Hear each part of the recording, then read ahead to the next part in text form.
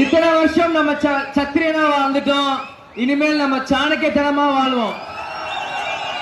ஏன்னா கடந்த 20 வருஷம் தேமுதிக உழைப்ப மட்டும் எல்லாருமே எடுத்துக்கிறாங்க. ஆனா தேமுதிக உரிய அங்கீகாரம் யாரும் கொடுக்கல. ஆனா இந்த முறை தேமுதிக தொண்டர்களுக்கு அங்கீகாரம் தான் எங்களுக்கு வேணும். இன்னைக்கு நான் எம்பி ஆகிற எம்எல்ஏ எனக்கு முக்கியம் இல்ல, இன்னைக்கு எங்க அம்மா ஆவது முக்கியம் இல்ல. இத்தனை வருஷம் இந்த கட்சிக்காக உழைச்சிங்களே, நீங்க கவுன்சிலர் ஆகணும், நீங்க எம்எல்ஏ ஆகணும், நீங்க எம்பி ஆகணும். உங்களுக்காக தான் இன்னைக்கு நாங்க எங்க கட்சிக்கும் அரசியலுக்குள்ள வந்திருக்கோம். ஏன்னா கேப்டன் நம்பி நீங்க வந்துட்டீங்க. இன்னைக்கு கேப்டன் இல்லாத அந்த பொறுப்பும் அந்நியாருக்கும் சரி, அவர் மகனாக எனக்கும் இருக்கு. சரி, உங்களே நல்ல வழியை நாங்க பாத்துக்கணும். இன்னைக்கு தேமுதிக காரங்க இன்னைக்கு வந்து சட்டசபைக்குள்ள போறாங்கன்னா அது தேமுதிக ஒரு பக்கம் நல்லதா இருந்தாலும், தேமுதிக சார்பில் ஒரு சட்டசபைக்குள்ள ஒருத்தர் போறாருன்னா அது கேப்டனே உள்ள போற மாதிரி.